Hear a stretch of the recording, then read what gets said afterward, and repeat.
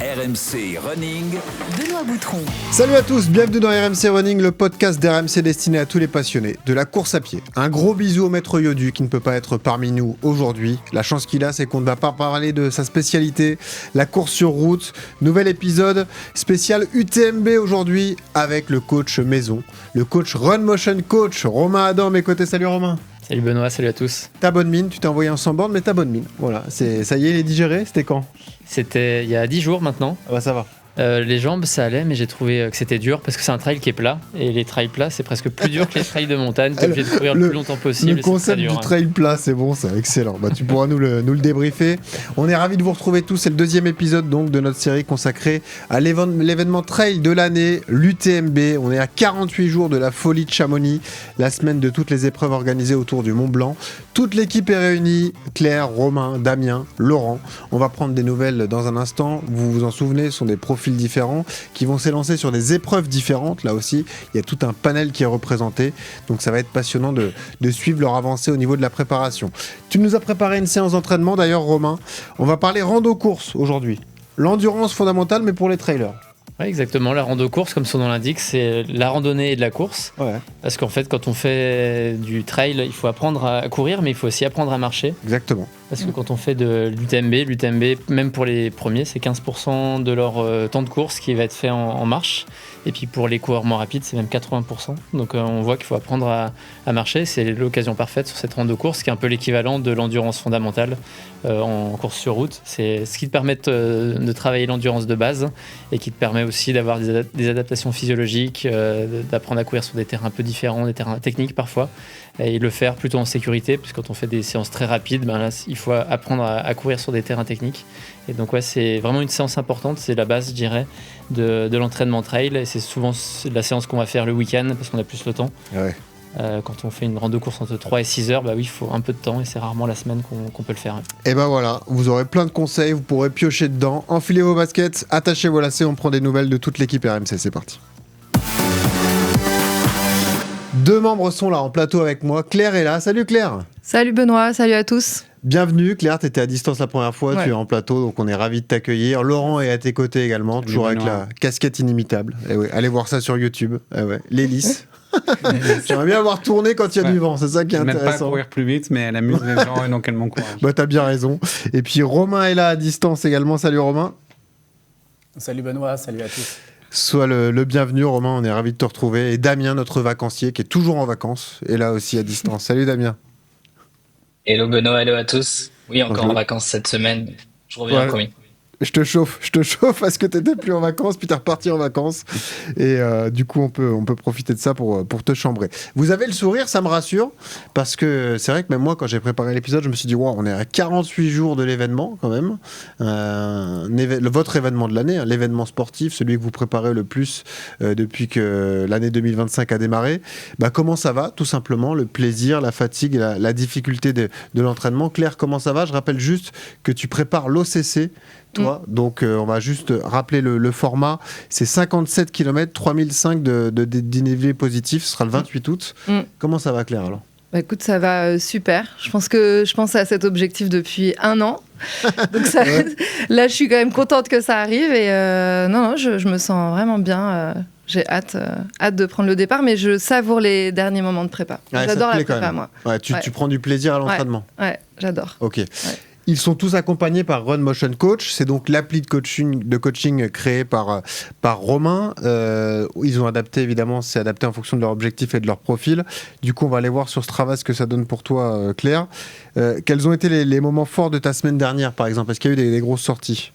Bah, j'ai eu une sortie hier là, de 3 heures. Ouais. Mais qui est passée assez vite, en fait, au final.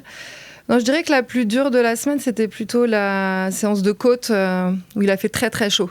Donc là, j'avoue, même très tôt le matin, là, c'était un peu dur d'aller chercher l'énergie. Ouais. Mais bon, ça s'est bien passé. Si tu devais me mettre une note sur 10 sur le niveau de plaisir, de difficulté, ce serait quoi ? 9. 9 ? Ouais. Les deux ? Ouais. Non, enfin, le plaisir 9, la difficulté 9. Ah, la difficulté 9. Ah ouais, c'était dur quand même. Bah oui, c'était Ok. dur parce qu'il faisait très chaud, quoi. Ouais, Donc, c'est ça. Sur, C'est sur que les t'aimes la côtes, difficulté, je pense. alors si tu mets 9 et 9. Ah bah ouais, bien sûr. Ouais. Ah, Non, mais- là, c'était très dur. Là. Les côtes, c'était dur parce qu'il faisait très chaud. Mais Ah sinon, ouais. non, ça a été. Et la fatigue? La fatigue. Attends, alors du coup, il faut que je donne une. Bah non, je suis pas fatiguée. Non, ça va. Donc sur 10, Ça va. tu me donnais quelle note sur 10 sur la fatigue? Bah 10, c'est si je suis très fatiguée. Ouais. Non, bah alors 2. Ah bah ça va alors, bah, ça va. Ça veut dire quoi pour en rajouter alors? Ah oui, non, Ouais, c'est ça. je suis pas fatiguée. Non, ça va. Bon, eh ben écoute, ça va, la semaine s'est bien passée, on va rentrer dans le détail un peu plus tard. Damien, pour toi, c'est particulier, tu découvres un peu le trail, tu seras sur la MCC, c'est ce format 40 km, ce sera dès le premier jour de la semaine, d'ailleurs le 25 août. Bah pareil, même question, si tu mets des notes sur 10 au niveau du plaisir, de la fatigue et de la difficulté alors. Alors, plaisir 10, très, très excité à l'idée de démarrer. Et en vrai, le programme, tout le plan que j'ai est hyper intéressant, assez varié. Donc, c'est que de la découverte, donc c'est super chouette. Difficulté, je mettrais 7, parce qu'il y a eu aussi eu la chaleur. Je suis repassé de 3 entraînements maintenant à 4, avec pas mal de volume. J'ai fait quasiment 48 km, je crois que j'avais jamais fait ça sur les 12 derniers mois. Donc voilà, il y a beaucoup de choses. Donc la fatigue aussi à 7, mais globalement, je trouve ça très intéressant parce que je me sens très bien et physiquement, j'assimile plutôt bien. Sachant que je revenais du trail de Saint-Jacques juste avant, j'ai eu le temps de récupérer et là je me sens en super forme, donc parfait. Quand tu mets tes séances de renfo en citant Run Motion Coach sur Strava, c'est pour voilà, faire une petite passe D comme ça à Romain. Tu te dis qu'il va être plus sympa sur le plan d'entraînement. C'est quoi l'idée en fait? Exactement. Ouais, c'est ça. Regarde, t'as vu, ça doit te rendre C'est fier ça. ça quand même, séance de renfo. En fait, Run Motion dans Coach, l'appli, on a des séances de renforcement Pas mal. musculaire. Ouais. Alors, tu n'as peut-être pas fait. Je sais pas si tu as fait celle de l'appli ou pas. Alors, je fais celle de l'appli et en plus, je vais chaque semaine, j'ai mon coach sur Paris avec qui je fais 1 heure aussi de renfo. Donc, je la double. Parce que quand tu la sur synchronises c'est avec très bien l'appli, fait. normalement sur Strava, tu peux voir aussi tout ce que tu as réalisé, détails. les squats, Ouais. les fentes, etc. Tu auras le détail aussi sur ton Strava. Eh ouais. Mais c'est essentiel Ok. pour le trail, hein, pour les épreuves qui vous attendent. Le renfo, on en avait parlé lors du premier épisode. Et puis on a nos deux cinglés, hein, l'un qui va faire la TDS, l'autre l'UTMB, dont Romain et Laurent. Laurent, c'est toi qui vas aller sur la distance mythique. Tu nous avais un peu inquiété au premier épisode parce que tu partais de 0 km. Donc Ouais. comment ça s'est passé? Est-ce que tu t'y es mis? Ça y est, vraiment? Ça y est, je m'y suis mis. J'avais eu besoin d'un temps de pause. J'avais fait l'Alsace Grand Est, Ouais, bien de sûr. 100 km mi-mai. Et puis je ressentais besoin d'une pause. Donc j'ai réattaqué il y a 15 jours. La semaine dernière, un peu plus intensément. Moi, je gardais en tête 2 séances. Ouais. La première, j'avais une séance de seuil en 3 ou 4 fois 7 minutes, je crois, à 4 minutes du kilomètre. Ça, elle m'a vachement rassuré parce que j'ai vu que j'avais pas perdu en cardio, que j'arrivais à tenir le rythme et la cadence. Là, on est vraiment sur de la course à pied pure. Hein. Là, ça serait limite une Ouais, séance en fait, je semi la ou prenais comme marathon, un quoi. tremplin pour Ouais, c'est m'y bien. remettre pour de bon. Ouais. Et puis, j'ai fait une rando course cette semaine, un peu moins longue que ce qui était prévu. Il faisait très chaud aussi, un peu moins de 3 heures, mais avec un dénivelé plutôt intéressant, vu les circonstances et les pentes qui sont rares en Ile-de-France. Ouais. Donc, j'ai trouvé un terrain qui est intéressant. Il a réussi à faire quasiment 800 mètres de dénivelé en 21 km. Voilà. Pas mal. Donc, j'étais rassuré, content. Et donc, cette semaine, j'ai prévu de faire un gros bloc. Je vais essayer. Moi, j'ai un peu plus de temps, bizarrement, en semaine que le week-end. Ouais. Donc, c'est pour ça que je posais la question à Romain de caler un week middle choc, là, jeudi et vendredi, faire 2 séances. On pourra en reparler sur le... Tes notes sur 10, le plaisir, la fatigue, la difficulté? Et plaisir, du coup, je dirais 8, 9. Ouais. J'ai vraiment bien aimé. Fatigue, un peu de chaleur, donc peut-être 5-6. Ça ira mieux peut-être cette semaine. Et difficulté, j'ai pas été je dirais 6. Ouais. Difficulté Bien, raisonnable, quoi. Raisonnable. On parlera dans un instant de la gestion de la chaleur, parce que la Ouais. canicule pour l'entraînement, c'est un enfer. Quelles sont les bonnes habitudes à prendre dans ces cas-là? Tu pourras nous en parler, Romain. J'imagine que c'est partir assez tôt le matin pour être dans la plus grande fraîcheur possible. Romain, comment s'est passée ta semaine d'entraînement à toi? Tu vas te lancer sur la TDS. Tu partiras aussi dès le premier jour, le 25 août, à 23h50, 148 km, 9003 de D+. Comment ça va, Romain? Comment tu te sens? Eh ben écoute, ça va super. La semaine s'est très très bien passée de mon côté. Ouais. J'ai réussi à faire 5 séances, dont justement une rando-course qui a duré un peu plus de 5 heures. Ouais. Donc tout s'est vraiment bien passé, même sur les parties seuil. J'avais une séance qui était 4 fois 8 minutes, ou 3 fois 8 minutes, je ne sais plus exactement, qui s'est vraiment bien passée, que j'ai adapté pour la faire en nature, pour être au plus proche des conditions de course du jour J. Et sinon, pour les notes, le plaisir, on est très haut, on est à 9 sur 10 parce que vraiment tout se passe très bien. Il a fait chaud, mais pas trop, donc c'était vraiment les bonnes conditions toute la semaine pour moi. En termes de difficulté, je vais dire 7, parce que je sais ce qui m'attend après et qu'il faut que je laisse une petite marge pour mettre 8-9 les semaines d'après. Ouais, t'as raison. Et voilà, étonnamment, la fatigue, plutôt 5. Après un gros week-end, je ne suis pas trop fatigué, j'ai pas de courbatures, donc c'est plutôt de bon augure pour la suite. Grosse semaine, hein. Allez voir ça sur YouTube. 96 km, 10 heures d'entraînement, 2100 mètres de dénivelé positif pour toi. Enfin, tu t'es envoyé quand même, quoi. Là, on est déjà rentré dans le dur pour toi, hein. Ouais. Là, on est dans les 3-4 semaines les plus grosses de la prépa. Ouais. Et malheureusement, il n'y a pas beaucoup de dénivelé, comme disait Laurent. Le ratio n'est pas énorme. Mais il devrait être un petit peu plus gros la semaine prochaine, puisque le week-end prochain, je serai sur Tignes et Val d'Isère. Donc, je devrais pouvoir courir avec un peu plus de dénivelé. Tu seras servi, là, effectivement. Ouais. Comment vous avez affronté la chaleur, alors? Claire, comment t'as fait? Toi, tu cours toujours très tôt. On avait été surpris 6h, 5h30, 5h40. Est-ce que tu as conservé cette habitude pour éviter la chaleur, alors? Un peu, oui. Je cours un peu plus tard, là, parce que j'ai moins d'obligations le matin, donc je cours plutôt vers 6h30. Ouais. Mais il faisait déjà très chaud. Donc quand je redisais la difficulté de ma séance de cette semaine où je mets 9 sur 10, c'est que vraiment j'ai eu très très chaud. Donc j'ai été très vite déshydratée. Ouais. Et c'est la première fois que je prends de l'eau, parce que je cours jamais pendant 1 heure avec de l'eau très tôt le matin. Ouais. Et là, c'était un peu c'était compliqué à gérer.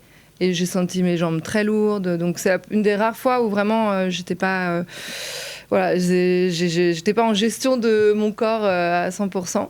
Donc du coup, oui, j'ai quand même privilégié au max les sorties au plus tôt possible. Donc jamais après 6h30. Mais ce week-end, j'ai eu de la chance vu que j'étais au Havre. Oui. Pas de Il fait problème. jamais vraiment très chaud. C'est ça. Il n'y avait pas de problème de chaleur, donc c'était bien. J'ai fait ma sortie longue entre pluie et mi-soleil. Mais bon, un petit 15 degrés, c'était bien. Idéal. Bon, ça va, t'as eu de bonnes conditions. Ouais. C'est la question que je me posais, Romain, notamment pour ceux qui vont partir sur les distances très longues, mais finalement, même pour Claire et Damien aussi, c'est la canicule, ça peut arriver. À l'UTMB, vous nous racontiez vos souvenirs d'ailleurs de trail, parfois dans des conditions extrêmes. Il faut se forcer à y aller quand il fait très chaud quand même, en prépa, où tu dis quand même il faut s'adapter et éviter les grosses périodes de chaleur, je sais pas, le midi 15h ou ce genre de choses. Déjà, on est obligé de composer avec la chaleur, puisque si on s'était entraîné dans la fraîcheur les 2 dernières semaines, je pense que personne ne serait allé s'entraîner du tout. Oui, c'est sûr, bien sûr. Il fait chaud quoi qu'il arrive. Et donc, effectivement, c'est plutôt le matin assez tôt. Aussi, on a la chance, on fait du trail. Ce serait différent si tu fais de la piste ou de la route, mais déjà de courir en forêt. Déjà, tu gagnes souvent 3 voire 4 degrés par rapport à un entraînement sur du bitume. Donc déjà aussi trouver des lieux qui ont un peu plus de fraîcheur, on peut quand même en trouver. Et puis le midi, franchement, non, je pense en ce moment, je pense qu'il ne faut pas y aller le midi. C'est une mauvaise idée, quoi qu'il arrive. On ne se dit pas, je vais tester les conditions très dures, même en adaptant l'allure ou quoi que ce soit, quoi. Alors on peut le faire si on fait une endurance fondamentale. Par contre, moi je décommande vraiment de faire de l'intensité forte bien sûr. le midi. Enfin, en ce moment, c'est quand même compliqué. Après, il commence à refaire un peu plus frais à partir de 20h, 21h. Éventuellement, ça peut être l'occasion aussi de tester de courir avec la frontale. Je sais que dans le sud, par exemple, ou en Espagne, ils courent quand même beaucoup le soir parce que il fait vraiment très très chaud. Et donc là, si on veut tester la frontale, ça peut être l'occasion aussi, pas tous les soirs de la semaine, mais un soir dans la semaine, d'aller courir à 21h, 22h. Ça peut être intéressant.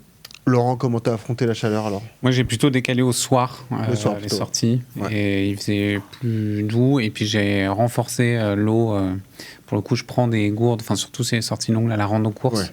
Et donc j'avais doublé, au lieu de prendre 2 flasques, j'en avais 2 autres dans mon sac. Et tu les consommais? Et je les consommais, ouais. Ah vraiment, donc la déshydratation, et tu sentais que... Oui, puis quand tu fais de la rando course, tu vas réduire encore un peu plus l'intensité, tu vas marcher encore un peu plus. finalement, tu t'adaptes assez bien à la exactement. chaleur. En tout cas, plus que sur une séance de fractionné court où là, c'est un peu plus difficile. Mais l'autre problématique de courir le soir, c'est que tu mets plus de temps à t'endormir après. Enfin, t'as un peu l'excitation comme ça, Ouais, l'adrénaline. tu gardes un peu l'excitation. Mais ça m'a, j'ai pas, enfin l'impact sur le sommeil pour moi, j'ai remarqué moins fort. Donc je mets pas non plus des heures à m'endormir. Je prends une douche bien fraîche et puis T'enlèves la casquette pour dormir? j'enlève la casquette. Ah, quand même, ok. Damien, comment t'as géré la chaleur?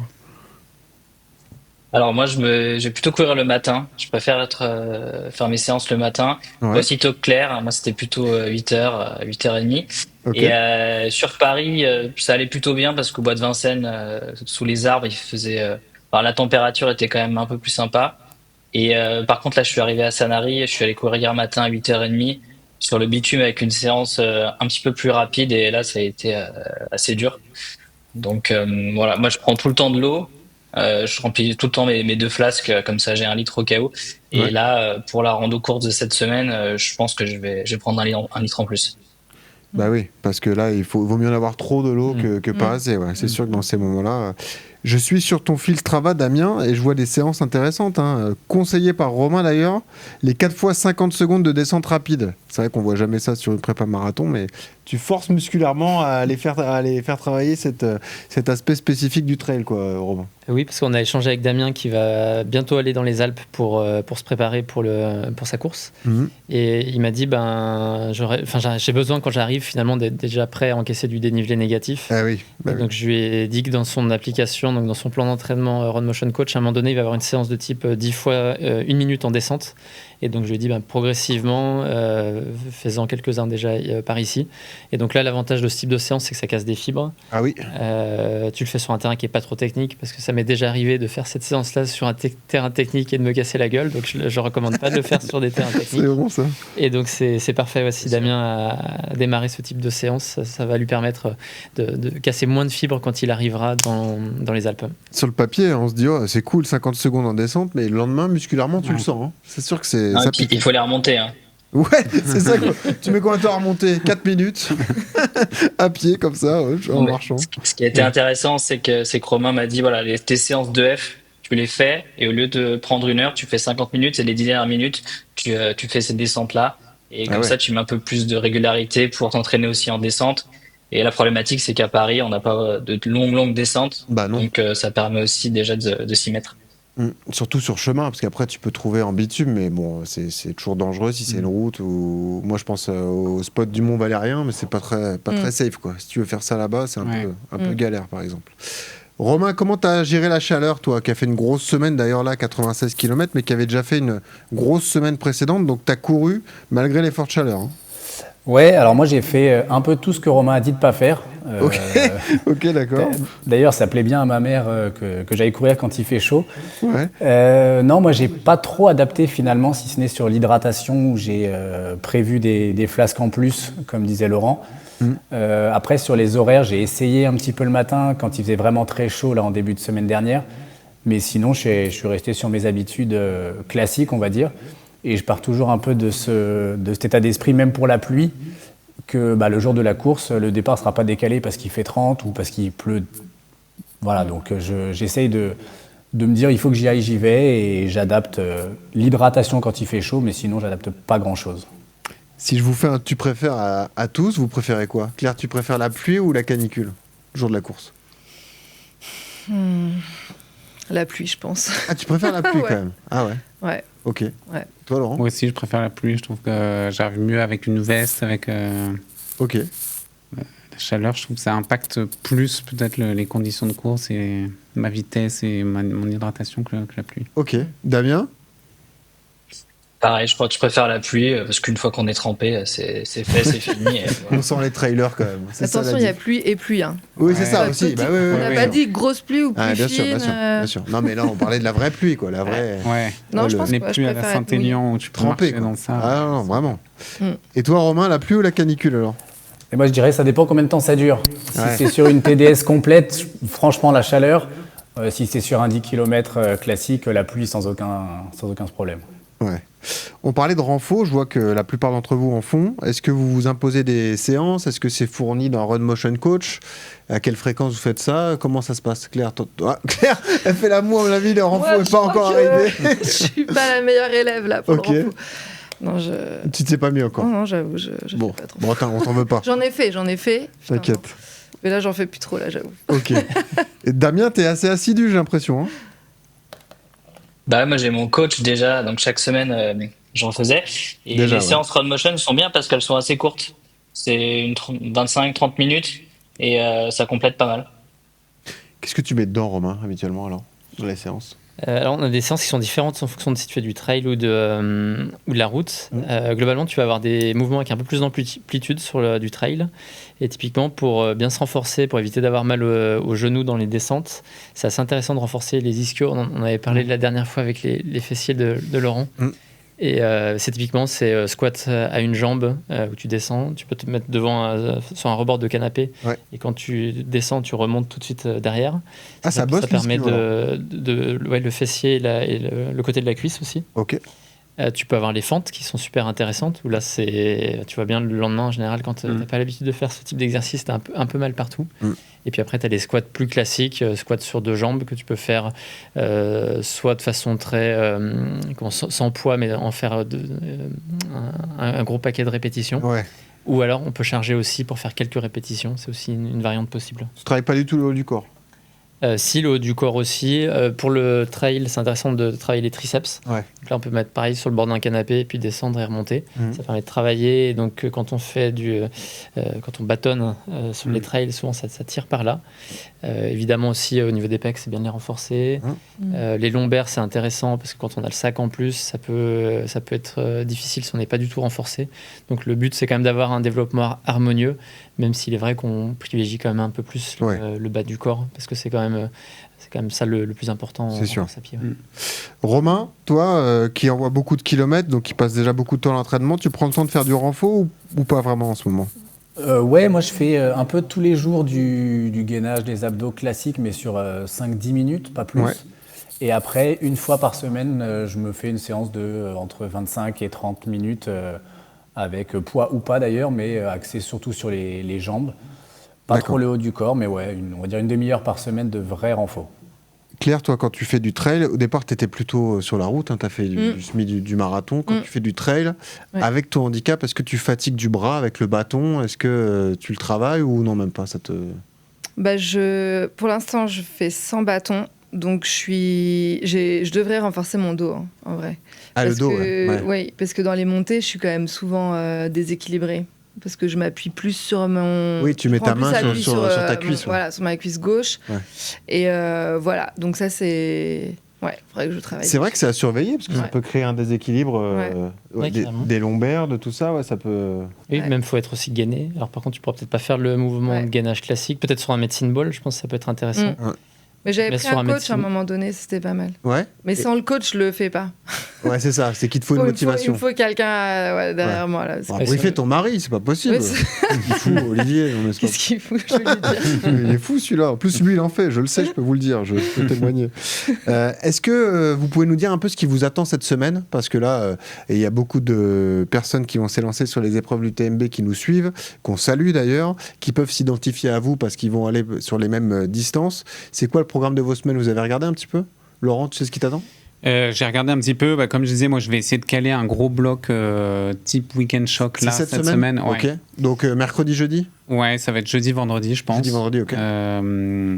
Essayer de faire, je crois qu'on t'avait recommandé de faire à peu près la moitié de la distance finale, si j'ai bien compris, en 2 jours. Donc pas mal de dénivelé. On part sur 80 2 marathons globalement, ou un 50 et un 40, comme ça.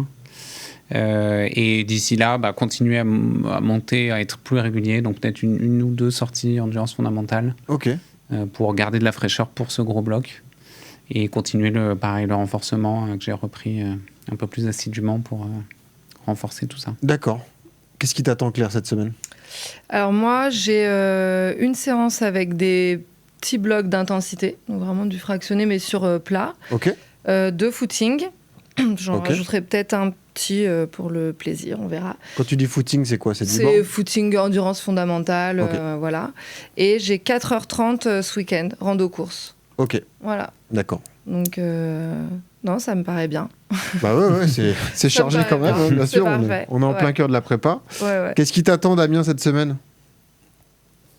Alors moi, demain, c'est séance spécifique descente. Encore? Ok. Et ensuite, ouais, moi, il m'en faut beaucoup, sinon ça va Ok. piquer. Ouais. Ensuite, jeudi, c'est 1 heure d'endurance fondamentale. Vendredi, j'ai 4 heures de rando course. Donc là, ça va être la grosse séance de la semaine. Mhm. J'ai repéré une petite rando avec 800 mètres de dénivelé là à côté. Et dimanche, EF pendant 1 heure. Ok, bah voilà, donc une semaine bien chargée. Et puis toi, Romain, alors? Ah bon, moi, la semaine, elle va être un petit peu plus cool que la précédente. J'ai Ok. une séance de seuil, une séance de dénivelé et un footing. Et en fin de semaine, comme je disais tout à l'heure, ma femme fait les championnats de France de trail à Val d'Isère. Ah, Donc félicitations. j'en profiterai, merci. J'en profiterai pour faire une grosse sortie le samedi et puis une sortie un peu à l'arrache pour essayer de la suivre sur le parcours le dimanche. Donc il y aura plus de dénivelé mais moins de kilomètres cette semaine. Et c'est quel format? Elle est sur le cours, donc c'est 32 km pour 3000 de dénivelé, il me semble. Ok, bah écoute, on suivra ça, tu nous tiendras informés de son résultat. Alors. Là-bas, il y a Pas un de très gros souci. dénivelé, tu vas pouvoir en profiter là pour faire. Ah voilà, tu vas te faire Ouais, plaisir. Bon, magnifique. Romain, c'est ton moment, on passe tout de suite à la séance, c'est parti. RMC, La séance. Parlons donc de rando-course, donc ces efforts de 3 à 6 heures, on est sur de l'endurance fondamentale pour tous ceux qui parlent plus spécifiquement de la course à pied sur route.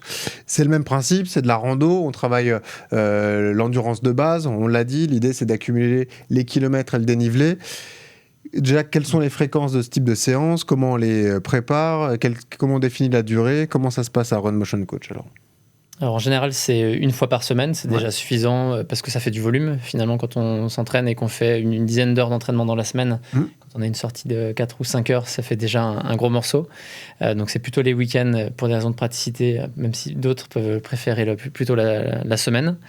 Là, idéalement, ce qu'on recommande, c'est d'aller plutôt sur des terrains qui sont assez proches de ce qu'on va retrouver le jour de la course. D'accord.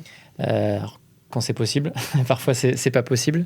Et donc, si on a un terrain très technique, je sais pas, avec une course comme l'échappée belle ou la diagonale des fous, va plutôt falloir aller chercher des terrains d'entraînement avec beaucoup de technicité. Et là, globalement, comment ça s'aborde ce type de séance? C'est on se dit, il faut pas monter au-dessus de 70% de la fréquence cardiaque maximale. Le cardio, c'est la donnée Monter. clé? Ouais. Ouais, exactement. Ouais. Ou la sensation, il faut toujours avoir l'impression d'être à peu près facile. Ouais. Comme sur une endurance fondamentale, il faut être Ouais, capable de discuter avec quelqu'un à côté de soi.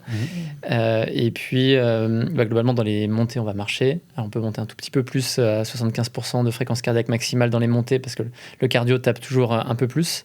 Ce qu'on peut essayer de faire, c'est quand on est sur des pentes en dessous de 10%, on peut essayer de courir quand même. Le cardio n'est pas censé trop monter à ce moment-là. Et au-dessus de 10%, dans ce cas-là, on marche. Et puis, comme je disais un petit peu en introduction, en trail, il faut apprendre à marcher. Donc marcher vite, c'est pas si simple que ça. Non, c'est sûr. Et donc si le jour de la course on veut prendre des bâtons, idéalement on se cède des bâtons pour avoir un meilleur rythme. Et donc au fur et à mesure, au fil des séances, au fil des rangs de course, on arrive à marcher de plus en plus vite en montée. C'est quelque chose qui est super intéressant. Et donc les moments après où on court, c'est plutôt les moments où c'est plat, ou les moments en descente aussi, où c'est vachement important d'apprendre aussi à courir en descente. Et donc ces rangs de course, c'est aussi pour moi, je trouve un vrai moment de plaisir, parce qu'en fait, t'es en nature. C'est vraiment le kiff en général. Pour peu que tu aies en plus des paysages sympas dans lequel tu es, c'est vraiment la séance qui est un peu entre la balade et puis l'entraînement trail, quoi. Enfin, moi, je pense à nos Parisiens qui sont plutôt Parc de Saint-Cloud, tout ça, qui vont faire des boucles, des circuits. Tu peux rester 4 heures sur la même boucle, mais adapter comme ça en fonction du cardio, ne pas trop monter, envoyer un peu plus en descente quand même. Oui, exactement. Ce qui va être très difficile sur un parcours qui serait vraiment plat, c'est que tu auras envie de courir tout le temps. Oui. Sauf que courir 4 heures d'affilée, c'est quand même très compliqué. Tu le fais dans certaines compétitions. Oui, donc tu dois t'imposer d'aller chercher du dénivelé, quoi, pour te forcer aussi à marcher. Exactement. Et si c'est pas le cas, là, par exemple, j'ai couru ce week-end l'ultramarin, donc un trail très plat. À des moments, tu es quand même obligé d'alterner marche-course. Ouais. Donc, c'est dans ce cas-là, ce que tu peux faire sur une rando-course, c'est tu vas faire peut-être 30 minutes d'affilée et puis après 5 minutes de marche marche. D'accord. Ouais. Et donc, même sur une boucle qui sera plate, évidemment, on ne te recommande pas de courir les 4 heures d'affilée parce que sinon, c'est vraiment très très dur au niveau musculaire. Et donc, dans tous les cas, c'est intéressant qu'on fasse du dénivelé ou pas du dénivelé. Cette séance-là, elle reste utile parce que tu travailles toujours la répétition des chocs, en fait. Et puis ça travaille en fait ton endurance de base parce que quand tu fais un effort de plusieurs heures, qu'on le fasse à vélo ou en course à pied, ça développe beaucoup les capacités cardiovasculaires. Damien, moi je pense à toi parce que tu viens de la course à pied sur route, tu commences à te mettre au trail, tu as fait une épreuve là début juin, mais c'est nouveau pour toi de devoir marcher sur une épreuve. Est-ce que tu arrives à t'y faire justement, te dire bah non, là vaut mieux que je marche, je m'économise, je fais retomber un peu le rythme cardiaque et je repars après? C'est vrai que c'est un peu spécial de se dire, bah allez, enfin surtout quand on est à Bois de Vincennes et que la montée fait 1 minute, donc c'est vrai que c'est un peu spécial de se dire qu'on doit aller marcher. Après, ça me remémore aussi mon enfance et toutes les randonnées qu'on faisait dans les Alpes. Donc bon, après, comme le dit Romain, à partir d'un moment, ça devient aussi si on a la possibilité d'aller en montagne, ça devient aussi intéressant. C'est un peu plus aussi de la balade et de s'entraîner comme ça. Mais c'est vrai que de rester aussi longtemps dehors. Moi, le point principal aujourd'hui, c'est plutôt l'alimentation. J'ai plus l'habitude de manger en course des gels, du sucre, etc. Et là, c'est vrai que sur les sorties aussi longues, il faut que je varie un peu. Donc, ça va être une découverte là aussi. Ça sera une des clés, on en parlera d'ailleurs de l'alimentation parce que là vous n'avez pas le droit à l'erreur, il faudra absolument avoir tout testé, savoir ce que vous digérez ou pas avant le jour J. Vous surveillez vos données de fréquence cardiaque à l'entraînement? Claire, tu regardes, t'as un cardio, t'as un truc ou pas? Ouais, je regarde sur ma montre mon cardio. Et c'est le cardio de la montre? Ouais, c'est le cardio de la montre. Ok. Donc mais je sens quand même... Tu te connais? Oui, je me connais. Ok. Donc je sais bien quand ça va un peu trop haut. Ouais. Okay. Parce qu'on a toujours un peu de critique sur la fiabilité de ces cardios comme ça uniquement au poignet, quoi. Enfin, Ouais, c'est assez aléatoire. Il y a des personnes et des modèles de montres pour qui ça fonctionne très bien. Ouais.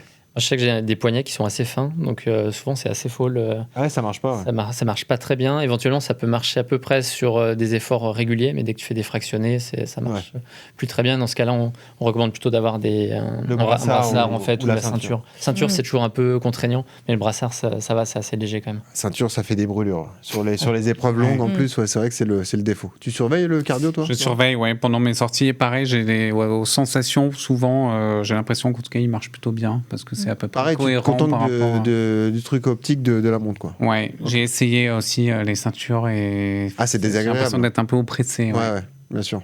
Et puis en tout cas, si tu as des mesures parfois qui sont vraiment déconnantes, tu te dis j'ai le cardio qui est à 190 ou à 200 alors que d'habitude tu fais jamais ça. Ouais. La première question à se poser, c'est pas forcément de se dire j'ai un problème cardiaque ou j'ai une vraie défaillance. Je vais à l'hôpital. Non. C'est déjà se poser la question du device. Est-ce que ça fonctionne ou est-ce qu'il est mal mis? Est-ce qu'il y a un problème à un moment donné? Après, ça n'empêche pas potentiellement d'aller voir un médecin si on a vraiment des doutes, mais il faut toujours que ce soit corrélé avec ses propres sensations. Et si tu vois que le cardio il est super élevé alors que tu vois bien que au niveau de tes marqueurs ou t'es pas essoufflé, c'est qu'en général, il y a plutôt un souci au niveau de la mesure. Romain, tu regardes toi le cardio? C'est une donnée que tu prends en compte? Alors moi j'ai le brassard pour prendre la fréquence cardiaque. Après je la regarde très très peu pendant la course, mais souvent je l'analyse après. Enfin je l'analyse, c'est un bien grand mot, mais là par exemple sur ma rando de course de samedi, je vois que je suis à 69% de ma FC max pendant les 5 heures, donc ça correspond à peu près à ce que disait Romain avec les 70%. Mais je m'en sers plutôt après plutôt que pendant la course. En analyse, d'accord. Ouais. Ok. Parce qu'on l'a pas dit, on veut pas citer de marque, mais c'est vrai que l'alternative du brassard, c'est le plus efficace. Le brassard, c'est moins contraignant, c'est sur le biceps, vous le serrez pas trop, et là, c'est très fiable. Alors, il y a plusieurs marques qui le font d'ailleurs. Et puis tous les champions de marathon notamment ont désormais le brassard. C'est une donnée essentielle désormais. Oui, c'est quasiment aussi précis à quelques battements près. On avait fait sur notre chaîne YouTube Run Motion, on avait fait justement on a regardé en fait, on a fait les 3 mesures poignet. On se rendait compte qu'au poignet il y avait toujours un décalage. Tu fais une séance par exemple de 6 fois 1000 mètres, tu vois qu'il y a toujours un petit décalage et ça fonctionne pas super bien. Tu vois que la courbe globalement elle est respectée, mais c'est pas très très précis. Par contre que ce soit le cardio ceinture ou brassard, il y a que un ou deux battements par minute d'écart. Et t'as quasiment pas de décalage. Donc c'est vraiment une bonne alternative le brassard, je trouve. Comment on détermine la durée de ta sortie rando-course? C'est progressif dans ta prépa? Tu montes petit à petit en minutes? Comment ça marche? C'est assez progressif. Évidemment, en début de saison, on démarre plutôt par 2 heures, 2h30, c'est déjà très bien. Ouais. Et puis après, ce qu'on va faire, c'est plus on va augmenter en distance le jour de la course. Par exemple, quand on fait un 100 miles, on peut monter jusqu'à des randos courses de 6 heures, par exemple. C'est déjà bien. Au-dessus, on peut quand même tenter. Mais c'est plutôt 6 heures, moi, je trouve que c'est déjà bien. Ah ouais. Au-delà, ce sera plutôt sur des c'est bien. courses intermédiaires. Donc je dirais que pour préparer un UTMB ou même une CCC, de monter jusqu'à 6 heures, c'est quand même très bien. Ouais. C'est recommandé. Et après, pour des courses comme OCC, déjà quand on fait 4h30, c'est déjà très bien. Et puis pour une MCC, 3h30, 4h, c'est aussi largement suffisant normalement. Laurent, Romain, votre sortie la plus longue d'entraînement sur cette prépa UTMB ou TDS, ça va être de combien de temps? Tu sais, Laurent, toi? Je sais pas exactement, mais je vais essayer de faire une grosse. Ouais. T'as déjà fait 6 heures sortie d'entraînement? 6 heures en entraînement, je crois pas. Non, quand mais, même. Ouais. Mais il va falloir que il faut que mais je pense que ça va être là après, parce qu'après on va. Après, ça va redescendre. assez vite, pour faire ouais, du jeu, bien sûr. redescendre, donc. Oui, le maximum, c'est entre 3 et 6 semaines avant. Après, à partir de 3 semaines, ça commence à redescendre. Et là, on va jusqu'à 4 heures, pas plus. Romain, t'as déjà fait, toi? Je crois que j'ai fait 6 heures, mais un petit 6 heures. Et sur la prépa, là, ça sera, c'est celle de la semaine dernière où j'ai fait 5 heures à l'entraînement, puisqu'après j'aurai l'Ultra 01 où là je partirai pour 65 km. Donc ça sera entre 9 et 11 heures, quoi. Ouais, 5h10, je vois ta rando course du 5 juillet, ouais. À 2 semaines de l'Ultra 0. Mon Dieu, C'est 5 heures. Ouais, bravo. Là, C'est mentalement. déjà arrivé sur des tours du Mont Blanc, quand tu fais une reco en 3 jours, par exemple. Oui. Là, tu mets un moment, je crois que c'était 65 km, donc je pense que j'avais dû faire à peu près 8 heures par jour. Mais là, c'est sur un laps de temps un peu privilégié, c'est le gros week-end choc. Ouais. Et c'était de loin la plus grosse charge d'entraînement. Et puis t'es pris par le contexte aussi, quoi. Tu fais de la reconnaissance, donc t'es dans le truc. Que t'envoyais 6 heures au parc de Saint-Cloud ou Argenteuil. C'est pas le même délire, on va pas se mentir. C'est vrai que c'est un peu différent. Est-ce que sur cette thématique, ouais, c'est ça, c'est clair. Est-ce que sur cette thématique donnée, vous avez des questions à poser au coach? Romain, on va d'ailleurs afficher parce que tu nous as envoyé une vidéo, une infographie de ce que ça donne, les plans d'entraînement sur Run Motion Coach. Voilà, comment c'est organisé une semaine avec les différents types de séances. C'est très varié. On voit la rando course à la fin. Voilà, allez voir ça sur la chaîne YouTube. Claire, est-ce que tu as une question par rapport à ce type de sortie? Non, mais juste sur le minimum de D+ à faire. Ouais. Tu vois, parce que là, moi, j'ai fait 4h30. L'autre fois, je crois que j'ai fait presque 1000... pas loin de 1000, j'étais contente au parc de Saint-Cloud. Mais c'est quoi le minimum, en fait, de D+ à faire en 3 ou 4 heures? Parce que toi, c'est 3005 que tu devras réaliser le jour J, quoi. Ouais. Ça dépend vachement du terrain que tu as à ta disposition. Quand tu as des terrains trop plats, déjà si tu fais 1004 de D+, c'est déjà très bien sur 4 heures. Après, si tu as accès à plus de dénivelé, souvent on a tendance à dire qu'il faut respecter un peu ce que je disais tout à l'heure sur la technicité, c'est la même chose sur les ratios. Par exemple, quand on fait un UTMB, 170 km, 10 000 de dénivelé positif, c'est plus ou moins tous les 20 km, 1000 mètres de dénivelé positif. Ça, c'est des ratios qu'on retrouve en général sur des trails courts dans les Alpes. Alors, c'est un tout petit peu en dessous, mais c'est à peu près ça. Donc ça, idéalement, si tu habites sur des terrains qui le permettent, c'est plutôt viser ce type de ratio.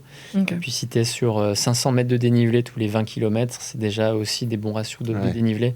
Donc je dirais, si on a le choix, viser au moins 500 mètres de dénivelé tous les 20 km, c'est quand même bien. Oui. Ok. Et après, plus on peut se rapprocher des conditions du jour de la course, mieux c'est. Donc, moi, ce que je te dirais, Claire, en tout cas, je ne sais pas si tu as prévu de faire des rando-courses ou une reco à un moment donné, mais c'est quand même d'aller passer un week-end sur un terrain montagnard. En montagne, Parce que si tu n'en fais vraiment aucun, je pense que ça peut être quand même difficile. Après, tu n'es pas obligé d'aller dans les Alpes. Tu peux aller en Alsace, tu peux aller Massif Central. Pyrénées, ça fait un peu loin. Mais, tu l'as prévu d'ailleurs ou pas spécifiquement? Je ne l'ai pas prévu, mais je pense qu'il va falloir que je le planifie, quand même. Même tu peux avoir près de Lyon aussi, tu as donc pas très loin en train de Paris. Tu peux avoir les monts du Lyonnais aussi qui sont intéressants. C'est vrai. On a beaucoup d'utilisateurs dans la région lyonnaise et finalement ils arrivent à trouver beaucoup de dénivelé près de chez eux sans être vraiment au cœur des Alpes. Ça peut être dans le Beaujolais. Essayer de faire un petit peu de dénivelé quand même. Au moins un week-end en tout cas. Ouais. On profite du coach Romain Adam. Est-ce que tu as une question, Laurent, toi, pour Romain? Moi, c'était sur l'équilibre du week-end choc. Est-ce qu'il faut partager en deux la distance et le dénivelé total que tu veux faire à les 2 jours équivalents? Est-ce qu'il vaut mieux faire plus le premier jour? Est-ce qu'il y a, tu vois, une règle là-dessus? Tu peux faire sur 4, tu veux faire à peu près 80 bornes sur 2 jours. 40-40, c'est effectivement l'idéal. Tu peux faire 50 le premier jour et 30 km le deuxième jour. Okay. Ce sera plus dur dans le sens inverse parce que si tu as déjà la fatigue le premier jour, le deuxième de faire 50, c'est un peu plus dur. Donc ouais, plutôt essayer d'équilibrer, voire faire un peu plus le premier jour. Ok. Ouais, c'est vrai, c'est une bonne question parce que la balance comme ça entre les kilomètres et le dénivelé, parce que tu peux aussi faire plus de kilomètres, moins de dénivelé et l'inverse. Donc là aussi, le dénivelé, c'est la même chose. Tu essaies d'équilibrer sur 2 jours. Tu essaies globalement d'équilibrer. Après, si tu veux vraiment te faire quelque chose d'encore plus difficile, on va dire, tu fais de l'escalade sur le premier week-end choc de l'année, mais peut-être sur le deuxième. C'est le vendredi. Mettons si tu es sur vendredi, samedi, dimanche, tu ferais le vendredi soir des petites séances de côte. Tu ferais par exemple 10 fois 1 minute ou 10 fois 30 secondes en côte. Donc ça te fait une pré-fatigue. Le but, c'est pas de tout donner sur cette séance-là, mais tu fais cette pré-fatigue. Le lendemain, tu fais une sortie un peu plus appuyée le samedi. Et le dimanche, tu finis par quelque chose de plus tranquille sur une ronde de course. Ça, c'est vraiment si tu cherches les problèmes. Voilà. Bon, écoute, à toi de voir, ça c'est sûr. Damien, est-ce que tu as une question pour le coach? Oui, moi je voulais savoir, surtout quand on démarre le trail comme ça, avec ses sorties rando course, qu'est-ce qui est le plus important? Est-ce que c'est vraiment de faire ces 4 heures quand on a une séance de 4 heures, ou alors c'est de faire en tout cas un minimum de dénivelé? C'est-à-dire que là, moi, jeudi, j'ai une sortie d'à peu près 20 km et j'ai 800 mètres de dénivelé. Mais je suis pas sûr de faire 4 heures parce que la chaleur, parce que la boucle fait pas forcément plus on va dire, de distance que ça. Donc, pour toi, c'est quoi le plus important? Si tu fais ça, déjà 20 km et 800 de D+, ce sera déjà bien. Je pense que tu devrais faire entre 2h30 et 3h, j'imagine. Ce sera très bien, oui. Ok, donc c'est plutôt sortir, Il vaut mieux chercher faire un ça, peu de je pense, dénivelé que vraiment ça. Pour ton cas, toi, où tu auras besoin de faire plus de dénivelé, je pense que ce sera plus intéressant de faire ça que de viser 4 heures sur un terrain qui est un peu trop plat. Oui. Ok. Parce que le Grosse vrai changement fatigue. pour toi, c'est d'aller chercher du dénive, en fait. C'est la distance, tu peux la gérer. C'est vraiment comme on dit, de casser de la fibre musculaire et d'aller chercher le plus de dénivelé possible à l'entraînement. Ouais, ça, c'est sûr. Romain, tu as une question, toi, pour le coach? Moi, c'était plutôt au niveau de l'alimentation. Pendant ces sorties longues, moi, j'ai plutôt tendance à me sous-alimenter par rapport à ce que je fais le jour de la course. Est-ce qu'il faut manger autant que le jour de la course, ou est-ce qu'il faut manger un peu moins, un peu plus? Est-ce qu'il y a une règle, ou est-ce qu'on fait un peu comme on le sent? Déjà, il y a une question pragmatique, c'est que c'est un sacré budget si tu manges à l'entraînement ce que tu manges le jour de la course. Ça dépend ce que On tu est manges. d'accord. Hein. Quand tu as des purées, des gels à 3 euros, 3,50 € et qu'à l'entraînement tu fais ça, voilà, en tout cas, de le faire sur, on va dire, ta répétition ou ton week-end vraiment choc ou le jour de ta course de préparation, je pense que c'est super intéressant de le faire comme tu vas le faire le jour de ta course principale. Par contre, moi aussi, j'ai un peu tendance à me sous-alimenter, évidemment, en t'alimentant quand même, donc ça veut dire en gros de l'hydratation, ça veut dire si tu as l'habitude de prendre des purées, dans ce cas-là, teste ces purées à l'entraînement, sauf que tu vas peut-être un petit peu t'alimenter un peu en dessous. Ce qu'on recommande en jour de course, c'est faire entre 50 et 60 grammes de glucides par heure d'effort. Là, si tu restes entre 30 et 40 grammes de glucides par heure d'effort, c'est déjà intéressant. Et par contre, le jour de ta course, sur ton Ultra 01, donc qui sera ta course de préparation, là, il faudra faire vraiment comme le jour de course. Ce sera vraiment ta répétition grandeur nature. Et donc là, il faudra vraiment bien t'alimenter. Ok, super. Là, je pense, tu dis les produits énergétiques, etc., sur les gels, tout ce que tu vas consommer le jour J. Enfin, il y a de la compote pure et dure que tu peux prendre aussi. Est-ce qu'il y a une vraie différence, en fait, sur un effort aussi long? Tu vois, par exemple, sur la TDS. Est-ce qu'il est obligé de prendre un produit spécifique systématiquement? Sur la course, je dirais que oui, quand même. Parce que s'il prend une purée vraiment classique où il y aura juste de la pomme, par exemple, il y aura surtout du fructose, donc des glucides sous forme de fructose, mais ça peut manquer un petit peu d'autres types de glucides, en fait. Et donc, je pense que c'est quand même intéressant d'avoir des produits vraiment dédiés à la nutrition sportive, en tout cas le jour de la course. Après, c'est vrai que si à l'entraînement, il prend une purée vraiment classique, ça peut fonctionner pour des questions de budget. Mais je dirais globalement, si la nutrition à l'effort, quand même, elle se développe autant, c'est quand même pour des bonnes raisons. Ah non, bien sûr. C'est qu'il y a des vrais besoins d'apport nutritionnel. Et donc, sans rentrer dans une approche forcément trop marketing, en tout cas, je pense que c'est super important. C'est quand même ce que tu mets dans ton corps, c'est le fuel de ta performance. T'as raison. Donc, si à un moment donné, tu as des carences ou tu es en hypoglycémie, forcément, ça aura un impact sur ta performance. C'est une question que je me posais pour vous tous, d'ailleurs, quelle que soit la distance. Est-ce qu'ils vont consommer de la boisson enrichie ou tu conseilles que de l'eau? Parce que c'est pareil, s'ils sont dans des conditions chaudes et tout, ça a tendance à vite chauffer dans le camelback ou dans les flasques. Ça peut être indigeste, quoi. Un truc, moi j'imagine la boisson d'effort un peu chaude, j'ai pas envie d'être à votre place. En fait, c'est ça la question, tu vois. Là, pareil, ça se développe pas mal. Avant, je pense que la plupart des coureurs prenaient de l'eau plate et alternaient aussi avec de l'eau gazeuse, type Ceinture ou Rosana ou autre. Vraiment à l'ancienne, quoi. Et c'est vrai que c'est quand même intéressant parce que c'est des minéraux en fait, que tu retrouves pas dans de l'eau plate. Et maintenant, il y a quand même beaucoup plus de boissons isotoniques avec à la fois des mélanges d'apports en glucides et d'électrolytes. Et ça, c'est quand même c'est une vraie innovation qu'il n'y avait pas il y a 10 ans en arrière. Même les pastilles, c'est efficace. Ouais, je pense que c'est intéressant. Ouais. Souvent, la plupart des pastilles vont pas t'apporter les glucides, mais tu as de plus en plus de boissons qui font les deux. Mais tu leur conseilles de la boisson enrichie, quelle que soit la distance. Ouais, c'est quand même intéressant d'alterner en fait entre eau plate et puis boisson énergétique. Parce que souvent, si tu prends que de la boisson énergétique, en fait, au bout d'un moment, ça va t'irriter la gorge. Ça, c'est sûr. Et ça, c'est pas forcément recommandé de prendre que ça, mais par contre, de mixer entre les deux, c'est intéressant. Bon. Plein de conseils qui vous sont donnés donc pour la prépa de vos épreuves UTMB. Merci à tous d'être venus aujourd'hui. Merci Claire, merci Laurent, merci Damien, merci Romain. Bonne prépa, bonne suite d'entraînement à tous parce que on se rapproche petit à petit. On est à 48 jours de la semaine de l'UTMB. Merci coach Romain pour tous ces conseils. Et puis évidemment, on va vous suivre jusqu'au bout, jusqu'à cette magnifique semaine et le plus beau trail du monde, l'UTMB, l'Ultra Trail du Mont Blanc. D'ici là, vous connaissez le conseil d'un RMC Running. Quand vous courez, souriez. Ça aide à respirer. Salut à tous.